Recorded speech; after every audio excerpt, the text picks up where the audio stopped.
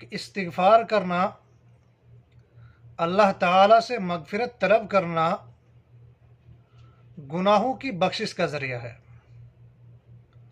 اللہ تعالیٰ نے قرآن مقدس کے اندر ارشاد فرمایا، فَقُلْتُ اسْتَغْفِرُوا رَبَّكُمْ إِنَّهُ كَانَ غَفَّارًا، اور میں نے کہا کہ تم اللہ تعالیٰ سے بخشش طلب کرو، معافی مانگو، بے شک اللہ تعالیٰ بہت بڑا معاف کرنے والا ہے۔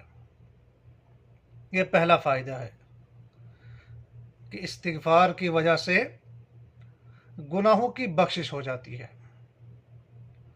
اس کے بعد جو دوسرا فائدہ ہے استغفار کا، وہ ہے رزق میں برکت۔ استغفار کی وجہ سے رزق میں برکت ہوتی ہے۔ اللہ تعالیٰ نے کہا، فَقُلْتُ اسْتَغْفِرُوا رَبَّكُمْ إِنَّهُ كَانَ غَفَّارًا، تو میں نے کہا کہ آپ اپنے گناہوں پر بخشش طلب کریے، کیونکہ اللہ تعالیٰ بہت بڑا معاف کرنے والا ہے۔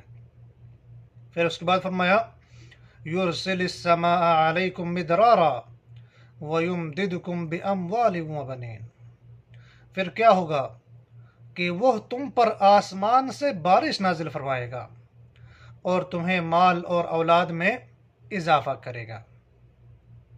تو دوسرا فائدہ یہ ہے کہ استغفار کی وجہ سے رزق میں برکت ہوتی ہے۔ اس کے بعد جو تیسرا فائدہ ہے جو استغفار کی وجہ سے ایک انسان کو حاصل ہوتا ہے، وہ ہے کہ استغفار سے ایک انسان کو مصیبتوں سے نجات ملتی ہے۔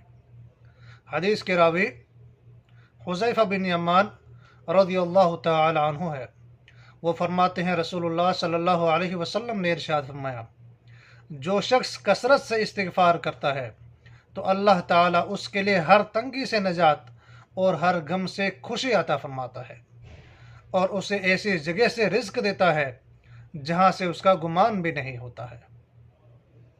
تو تیسرا جو فائدہ ہے استغفار کا، وہ ہے کہ مصیبتوں سے ایک انسان کو استغفار کی وجہ سے نجات ملتی ہے۔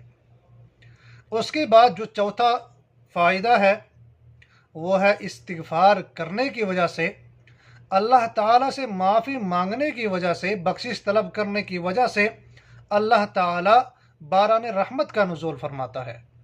اللہ تعالیٰ نے قرآن مقدس کے اندر ارشاد فرمایا، فَقُلْتُ اسْتَغْفِرُوا رَبَّكُمْ إِنَّهُ كَانَ غَفَّارًا، تو میں نے ان سے کہا کہ تم اپنے رب سے معافی طلب کرو، کیونکہ اللہ تعالیٰ جو ہے بہت بڑا معاف کرنے والا ہے۔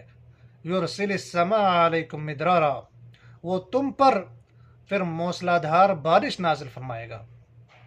تو گناہ ایک انسان سے جو سرزد ہوتے ہیں، ان پر اللہ تعالیٰ سے بخشش طلب کرنا، یہ استغفار کرنا، یہ بارش کے نزول کا سبب بنتا ہے۔ اسی طرح سے استغفار کی وجہ سے اولاد عطا کی جاتی ہے۔ اگر ایک انسان اللہ تعالیٰ سے اپنے گناہوں پر بخشش طلب کرتا ہے تو اللہ تعالیٰ اسے اولاد سے، مال و دولت سے نوازتا ہے۔ اللہ تعالیٰ نے قرآن مقدس کے اندر ارشاد فرمایا، وَيُمْدِدْكُمْ بِأَمْوَالٍ وَبَنِينَ، کہ جب تم استغفار کرو گے اللہ تعالیٰ سے تو اللہ تعالیٰ تمہاری اولاد اور تمہاری مال و دولت میں اضافہ فرمائے گا۔